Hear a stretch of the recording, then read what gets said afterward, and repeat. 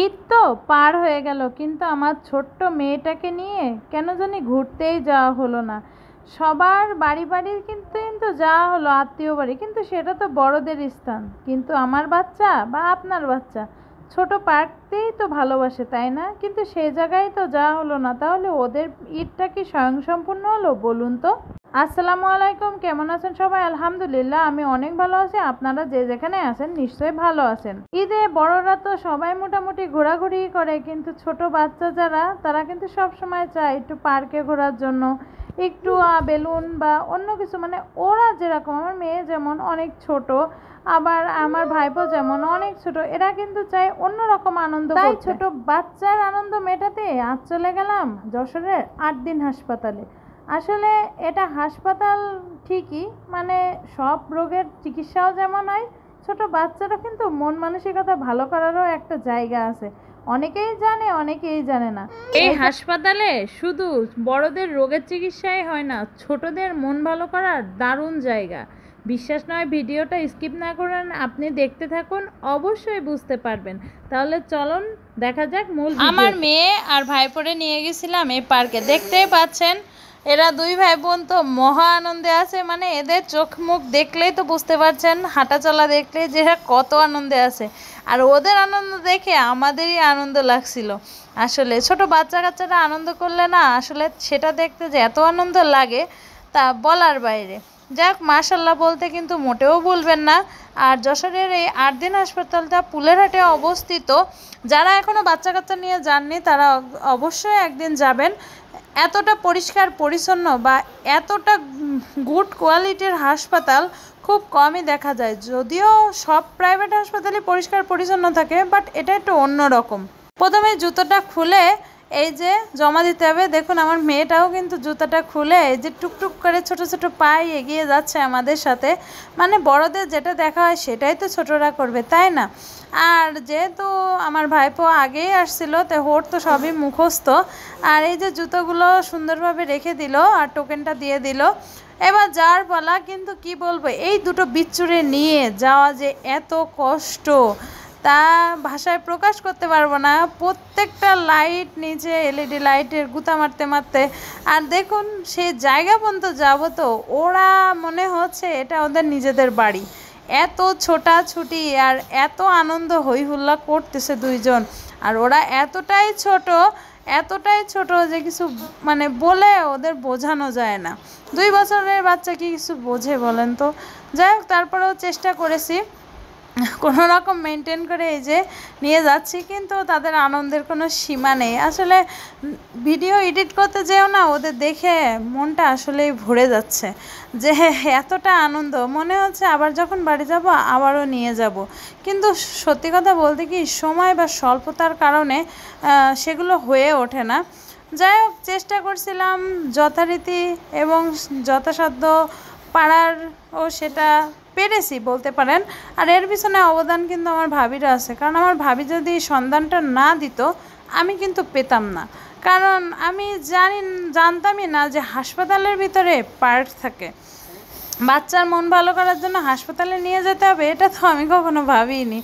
যাই হোক, তারপরে এই যে বাচ্চা দুটো নিয়ে যাচ্ছিলাম আর আমরা বলতে বলতে যাচ্ছিলাম, তো ভাবি বলছিল যে এই হাসপাতালে আসলে না খারাপ মানুষও সুস্থ হয়ে যাবে, অসুস্থ মানুষও সুস্থ হয়ে যাবে। তা আমি আবার একেবারে বলছিলাম, একটা কাজ করেন, আপনি এখানে ভর্তি হয়ে যান, ভর্তি হয়ে থাকেন, তাহলেই বুঝতে পারবেন আপনার মনটা ভালো হয়ে যাবে। আর যে ভয়েসের ভিতরে যে ফুসফুস শব্দ শুনতে পাচ্ছেন, কিছু মনে করবেন না, এটা হচ্ছে আমার মেয়ে বেলুন ফুলাচ্ছিল ভয়েস ওভার করার সময়।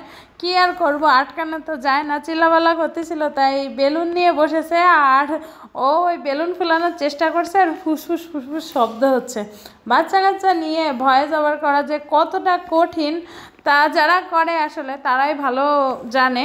দেখতেই পাচ্ছেন অবস্থা, কোনো জায়গায় এদের মানে এক জায়গায় বসে থাকার কোনো উপায় নাই। এরা ছোটাছুটির ভিতরেই থাকে, আর ছোটো বাচ্চা নিয়ে ব্লগিং করা অনেক কঠিন। দেখ, আমার ভিডিওটা আপনাদের যদি কোথাও একটু ভালো লেগে থাকে তাহলে লাইক কমেন্ট শেয়ার করতে ভুলবেন না, ছোট্ট একটা কমেন্ট করে দেবেন। আর ইউটিউব থেকে দেখলে সাবস্ক্রাইব করে দেবেন, ফেসবুক থেকে দেখলে ফলো করে দেবেন। আপনার ছোট্ট একটু ভালোবাসার, ছোট্ট একটু উৎসাহ আমার জন্য কিন্তু অনেক বড় অনুপ্রেরণা। আমি আরও ভালো কোয়ালিটির, আরও উপকারীমূলক সব কিছু ভিডিও তৈরি করতে আমার মনটা আরও উৎসাহে ভরে যাবে। যাই হোক, যাচ্ছি, পথ যেন শেষই হচ্ছে না, তাই না? আসলে বাচ্চাদের ঈদের পরে সবারই উচিত টুকটাক একদিন বা একটা বেলার জন্য না, ছোটো ছোটো বাচ্চাদের যে কোনো পার্ক বা যেখানে শুধু বাচ্চারাই থাকবে এমন একটা স্থানে নিয়ে যেতে হয়। কারণ কি, ঈদে দেখুন আমরা এ আত্মীয় বাড়ি যাই, ও আত্মীয় বাড়ি যাই, বন্ধু বান্ধব, কত গল্প মজা, কত কিছু খাওয়া দাওয়া করি, কিন্তু ওরা কিন্তু সাথে থাকে, আনন্দ করে, গ্রামের বাড়ি ছোটাছুটি করে, ঠিক আছে, কিন্তু পার্ক বা ওদের মতো যে জায়গাটা, সেই জায়গায় যদি ওরা যেতে পারে তাহলে দেখবেন পুরো লুকটাই চেঞ্জ হয়ে যায়, ওদের মন মানসিকতা সব কিছুই মানে এতটাই চেঞ্জ হয়ে যায়, তখন মনে হয় বারবার এখানেই শুধু নিয়ে আসি। আর ওদের খাওয়া দাওয়া বলতে ওই যে চিপস, চকলেট, কি বেলুন, এগুলো কিনলেই এনাফ, কি একটা খেলনা, এতেই সন্তুষ্ট। ছোট মানুষের খুশি করতে বেশি সময় লাগে না। যাই হোক, অবশেষে দৌড়াতে অবশেষে এই দুই বিচ্ছুকে নিয়ে পৌঁছে গেলাম সেই দোতলার সেই হাসপাতাল পার্কে। এটাই মূলত সেই পার্ক, আদ্দিন হাসপাতালের পুলের হাটে অবস্থিত, যেটা এখানে টিকিটের ব্যবস্থা আছে।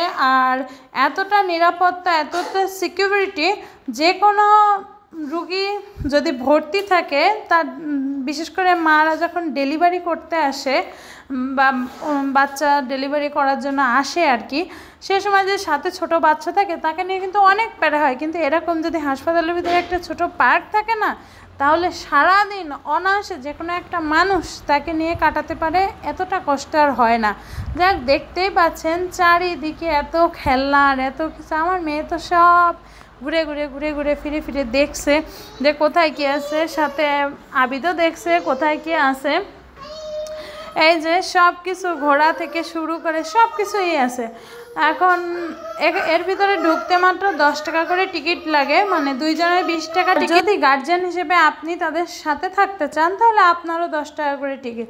তা আমার মনে হয় 10 টাকা করে গার্জিয়ানের টিকিট কাটা উচিত, কারণ ছোট বাচ্চা যেহেতু খেলবে একা একা, অনেক ছোট, একটু বড় হলে সমস্যা হয় না, কিন্তু অনেক ছোট যেহেতু তাকে একটু দেখভাল করতে হয়। যদিও এই পার্কের ভিতরে দেখভাল করার জন্য একটা মহিলা সব সময় থাকে, তারপরেও নিজের বাচ্চা একটু টেক কেয়ার করার জন্য 10 টাকা দিয়ে টিকিট কাটাটাই উত্তম কাজ হবে। যাই হোক, আমরা দুজনেই কেটেছিলাম। আর তারপরে এই যে ওরা খেলছিল, সাথে সাথে ঘুরছিলাম, কারণ দুজনে অনেক বেশি ছোট, কখন কি দুর্ঘটনা ঘটে কেউ বলতে পারবে না। সেজন্য আমার মেয়ে তো ঘর দেখে এই যে ঘরের ভিতরে মুরগির মতো টুপ করে ঢুকে চলে গেল, আর মুরগির মতো ঢুকে গেল। আর এখান থেকে আমারে উকি মারছিল আর বলছিল কুক, তা আমি আবার আর কি মেরে বলছিলাম ভক্কা। যাই হোক, ওর সাথে এরকম করে খেলা করতে না আমার খুব ভালোই লাগছিল।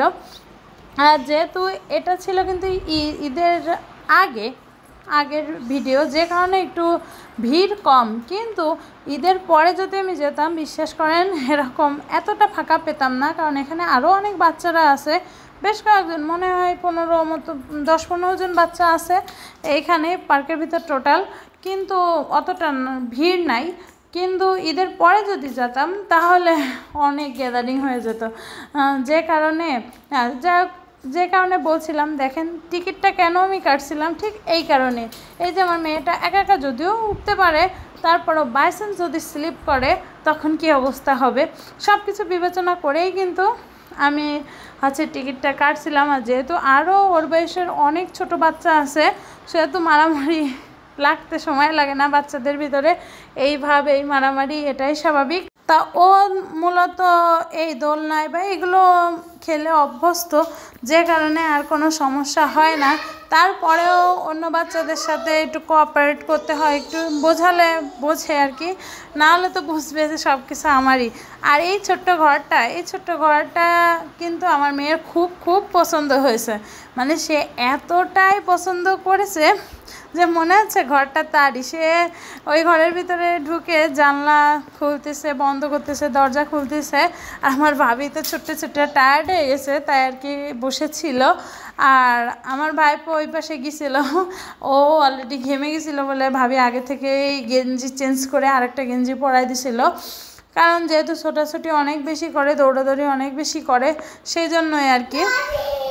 এরকম হাসপাতালে, প্রত্যেকটা হাসপাতালে যদি একটা করে ছোট্ট বাচ্চাদের জন্য এরকম খেলার পার্ক থাকতো, তাহলে না কোনো রুগীর বা কোনো বাচ্চা কাচ্চা নিয়ে হাসপাতালের প্যারা খেতে হতো না, কষ্ট করতে হতো না। বিশেষ করে মাদের আর বাবাদের আরও বেশি, যখন তার সেকেন্ড বা থার্ড বেবিটা হয় তখন ওই বাচ্চাটা নিয়ে অনেক প্যারা খেতে হয়। সিজারিয়ান হলে তো 3-4 দিন সময় লাগে, বা অন্যান্য অপারেশনে যখন সময় লাগে তখন অনেকে আছে লোক সংকটে দেখাশোনার অভাব হয়ে যায়, তখন কিন্তু এরকম একটা পার্ক থাকলে অন্তত তাকে খাওয়াই দিলে সে সারাদিনই মোটামুটি এর ভিতরে খেলাধুলা করে আনন্দে থাকে, অত প্যারা হয় না। যাই হোক, আমার মেয়েটা অনেক ডিস্টার্ব করছে ভয়েস ওভার করার সময়, প্লিজ আপনারা একটু ইগনোর করবেন ওর ভয়েসটা। ছোটো বাচ্চা নিয়ে কাজ করতে গেলে এটুকু তো হবেই, তাই না পুরা? বলেন তো। এখন ও তো এতটাই ছোট, বোঝেও না, এই জন্যই হয়ে যায় বেশি ঝামেলা। এই পার্কে নাই এমন কিছুই নাই, ছোটদের পুরো মানে পরিবেশটা পুরো ছোটদের বাচ্চাদের মতোই করা, দেখতে পাচ্ছেন গাছগাছালি থেকে শুরু করে সব কিছুই আছে, ঘর বাড়ি, আবার গরম লাগারও কোনো অপশন নেই, ফ্যান সব কিছুই আছে। আবার মানচিত্র, যে বাচ্চারা একটু লেখাপড়া করতে পারে তাদের জন্যও কিন্তু সঠিক ব্যবস্থা আছে, যে কারণে এই পার্কে নিয়ে আসলে সহজেই যে কোনো বাচ্চা থাকবে এবং এনজয় করবে। দেখ, আমি আবার দেখছিলাম এখানে যশোরের ইতিহাস সব কিছুই লেখা আছে যশোর জেলায়, যদিও টুকটাক জানি, তারপরও একটু পড়ে নিচ্ছিলাম আর কি, কারণ অনেক কিছুই তো অজানা থাকে, পড়তে দোষ কি, তাই না? দেখুন বাচ্চারা তো ছোটাছুটি করছে, আর আমি একটু পড়ছিলাম আর আপনাদের সাথে ভিডিওটা শেয়ার করছিলাম। আর যেহেতু মোটামুটি খালি ছিল, তত ভিড় না থাকার কারণে ওদের যা ইচ্ছা, যে খেলনার ইচ্ছা সেভাবেই খেলছিল, যে কারণে আমিও একটু শান্তিতে ছিলাম, টুকটাক হেঁটে বেড়াচ্ছিলাম, কারণ এখানে পুরো সিকিউরিটি আছে, কোনোই সমস্যা নেই বাচ্চা দেখাশোনা করার জন্য।